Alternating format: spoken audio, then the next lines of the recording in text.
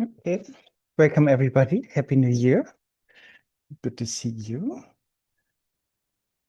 So, today is Jamgön Kongtrül Lodrö Thayé's anniversary. So, um, the idea is that, yeah, we start with this great master that we discuss a little bit on his life and his importance. And then um, you guys are invited to start any topic you want. And then we discuss on that.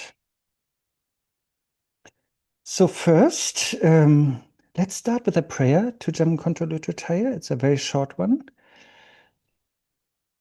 which is from Lotsawa House.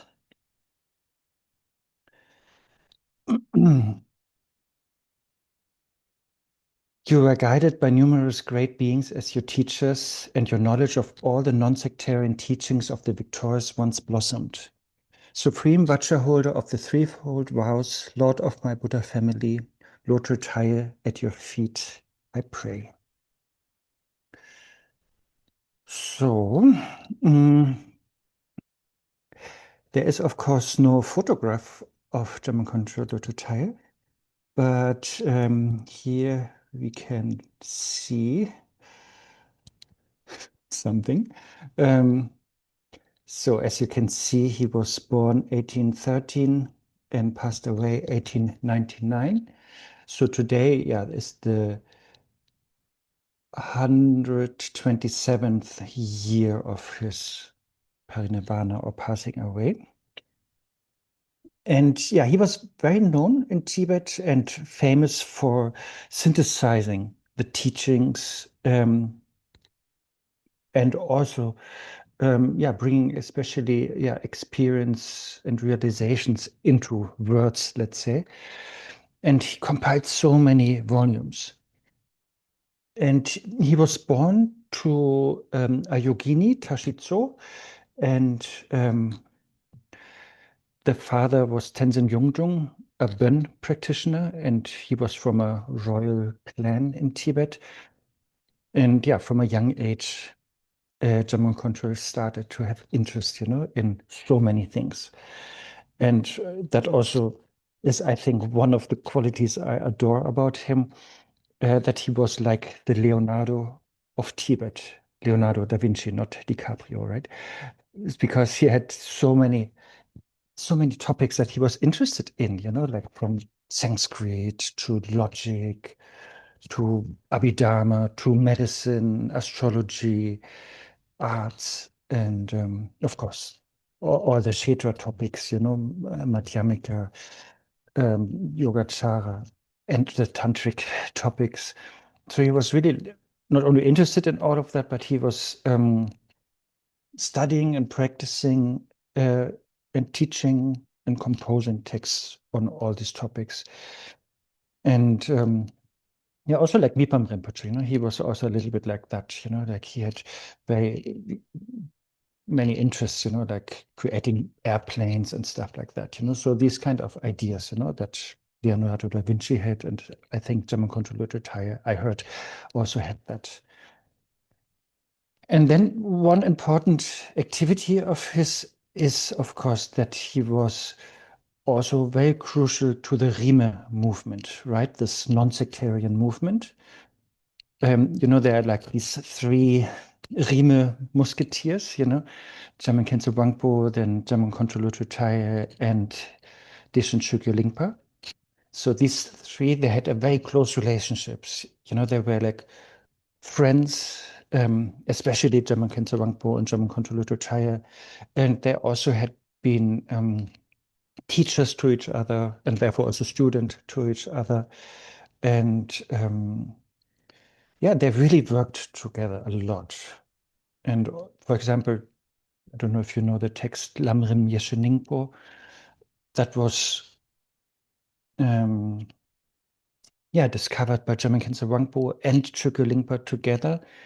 And then Jamyang Khyentse Wangpo was, yeah, then expressing it into words, and they didn't really make sense, but Jamgön Kongtrül Lodrö Thayé then made sense out of that, structured it, gave a commentary to it, So that is how these three cooperated in many important texts, and especially in the Tama tradition. And there are also some stories, like how they have been friends, like for example when Jamyang Khyentse Wangpo's brother died, then he was really like seeking the nearness of Jamgön Kongtrül Lodrö Thayé and requesting empowerments, which is like a very intimate thing, to receive from your best friend and teacher, student, all in one person, empowerments. And then also later, when Jamgön Kongtrül Lodrö Thayé's mother died, then it was Jamyang Khyentse Wangpo who appeared in Jamgön Kongtrül Lodrö's dream and consoling him. And then also he appeared as a woman, Jamyang Khyentse Wangpo, as a woman that Jamyang Khyentse Wangpo actually has been in previous lives, and Jamgön Kongtrül Lodrö Thayé in the dream appeared as Dorje Lingpa or Taranatha, also a previous incarnation, and then it also became physical, in the dream. And so there was, a strong bond between these three, and especially these two, Jamyang Khyentse Wangpo and Kongtrül Lodrö Thayé. And another point that I think is important is always to talk about the works, the writings or the teachings. Right? In Chokgyur Lingpa's case, we have the Chökling Tersa that is now translated under the guidance of Pakchok Rinpoche in the Samye Institute, let's say. And then Jamyang Khyentse Wangpo was very famous for the Kadap Dun, the 7 transmissions, which the Khyentse Vision Project is translating, all the works of Jamyang Khyentse Wangpo. And Jamgön Kongtrül Lodrö Thayé was very famous for the 5 treasures, 5 great treasures, because, he was so, as I said earlier, he was so interested in so many things, in all the teachings, every single teaching of the Buddha he really treasured, and he wanted to bring together, in huge collections, and comment on them, And so to make it also easy to transmit these teachings and collections, so they were then bundled, let's say, into these 5 great treasures. This Tzu is treasure in Tibetan. And the first one is the Shezha Tzu. So it's like the treasury of knowledge, you can say. It's like really like an encyclopedic treatise with so many volumes, and it is, I think, now completely translated into English. So there you can really find all topics of Buddhism, from Sutra to Tantra, from exoteric to esoteric to whatever you want to study. Then another important treasure was Damlak Tzu.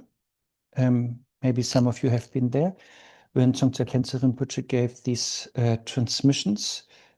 It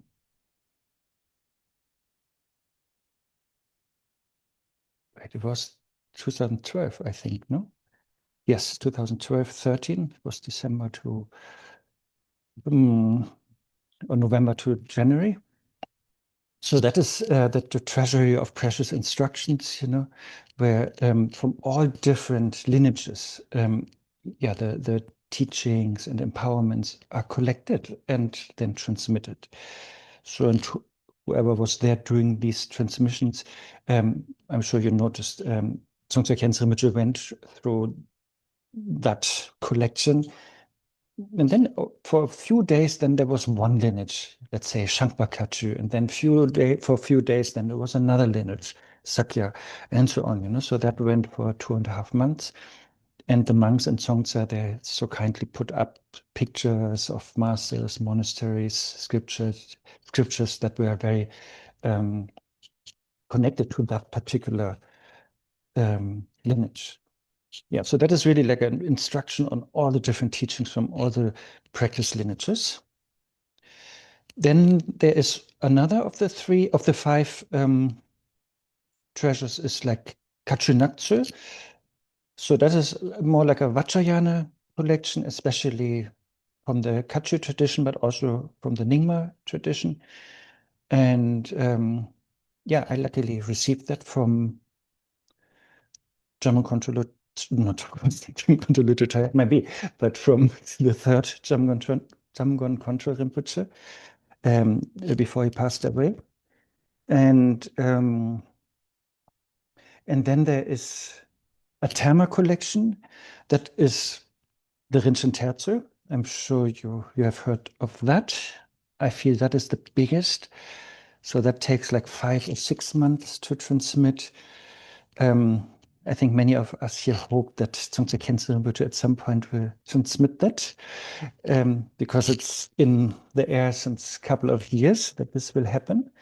Yeah, but as I said, it's 5 or 6 months, and that is really like, especially the Nyingma termas are transmitted in that, and there's everything in it.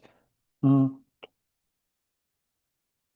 Nempa Rinpoche also recently transmitted that. And then the last one is Gyatrin Kaltsu. That is like, yeah, very extensive teachings on different topics, praises, medicine, science, and so on. So these are like the 5 treasuries. So again, it's like a synthesis, a collection of so many different teachings from all walks of life, let's say, of all different kind of lineages of Tibetan Buddhism. So that is really, yeah, that is really, yeah, his legacy. Of course, he also composed other texts like Torch of Certainty, in case you're interested in non-dual practice, or if you want, on Khyentse and Tsokrim, creation and completion, there's one text like that. He also wrote about 100 Turtons, the life of 100 Turtons, I think it's called. It's also translated into English, about the most important 100 Turtons in Tibetan history. And of course, there's also a Calling the Lama from Afar prayer by Jamgön Kongtrül Lodrö Thayé, that became very famous. And on YouTube, I think Dama Gyurme from Paris is singing it, so beautifully. It's like 20 minutes long. So that was like his activity as a writer, He, of course, was also a terton, as I maybe mentioned earlier. There he was known like by Chimiteni Yungdrung Lingpa, Yungdrung, like his father, Chimiteni Yungdrung Lingpa. And yeah, he was, of course, a great teacher. So he had also students of many different traditions. So he was a teacher of the 14th and 15th Karmapa.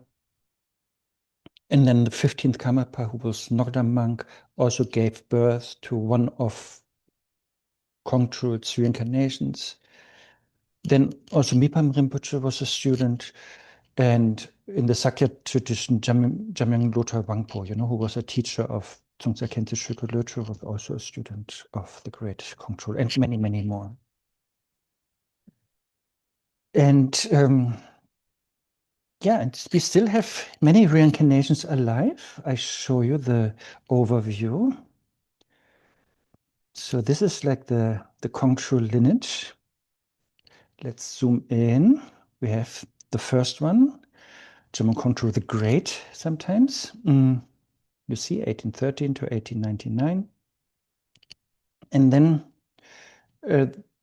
here, this is from Rigpa Wiki, then there are like 5 incarnations, like the second Jamgön Kongtrül Khyentse, the Kaso Kongtrül, Tsiga Kongtrül, Sheshen Kongtrül. He was a big figure. Also, he was the main teacher of Jamgön Trungpa Rinpoche, of Ringo Turko Rinpoche, in case you know them.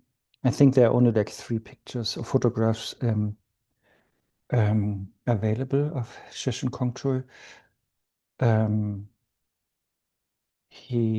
I think also the first picture that Jamgön Trungpa ever took, I think, was either this one or another picture of Sheshen Kongtrül. Then there's Dzogchen Kongtrül, and then Kalu Rinpoche.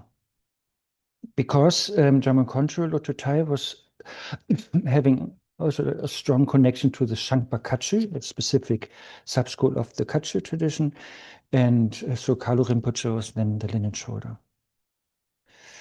And then from there we have other incarnations. From this one, the mind incarnation, Kaso Kongtrül, we have had this great one, the third Jamgön Kongtrül Rinpoche, who passed away very young, with the car accident in Sikkim when he wanted to recognize the 17th Karmapa. There are already like 2 incarnations of him. Then here from Tsia Kongtrül, we have Tsia Kongtrül Rinpoche, who lives in Creston, who's also very close to Dzongtsa Khyentse Rinpoche.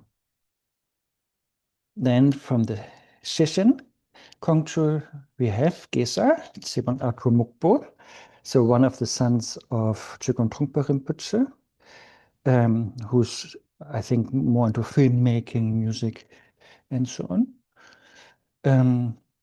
You see him sometimes at Dzongtsa Khyentse Rinpoche's events. And from here, the Dzogchen Kongtrül, we have also one. Unfortunately, there's no picture. And Kalu Rinpoche, yes, we have Kalu Yangsi, who used to live in Berlin for a few years, and now he's mainly in Bhutan. Yeah, so the activity continues. And the connection is still strong, I feel, between Kongtruls and Khyentses. They often meet and have a lot of respect towards each other. Okay, that's maybe it about this great master.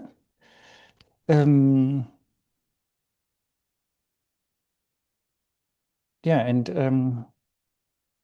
Dzongtsa Khyentse Rinpoche once said, whenever he finds like a text, let's say like one text by Maitreya, or one text by what's another good example of from a third Karmapa, like a Mahamudra text, then and if the text is difficult to find, then whenever he sees, there's a commentary either by Mipam Rinpoche or by Jamgön Kongtrül Lodrö Thayé, then Dzongtsa Khyentse Rinpoche is saying he's really happy because then he knows he will understand the text, And yeah, I think that's really, I mean, I don't know, I guess he knows it already, but for me, it applies, whenever I can find a commentary, and there are really many commentaries already translated of Kongtrül Rinpoche. It's really helping so much to understand the text, and the commentaries are always like, I find, like a good dosage, never too long, never too short, but really like giving all the important points in a very structured way. Okay, that's it. And yeah, maybe you have seen also Khyentse Vision Project today posted a short video by Alex from Treasury of Life. He's also in Khyentse Vision Project. There's like a 2 minutes video, also briefly talking about Jamgön Kongtrül and Jamyang Khyentse Wangpo, their connection. And it's also like a preview, because I think in May we are organizing a talk with Alex on that, to elaborate on that relationship. And then I think he will also talk about this gender fluid dream, that they had. Okay, that's it from my side. By the way, if it looks like I'm drinking beer, it's true, but it's alcohol free. So what do you want to discuss?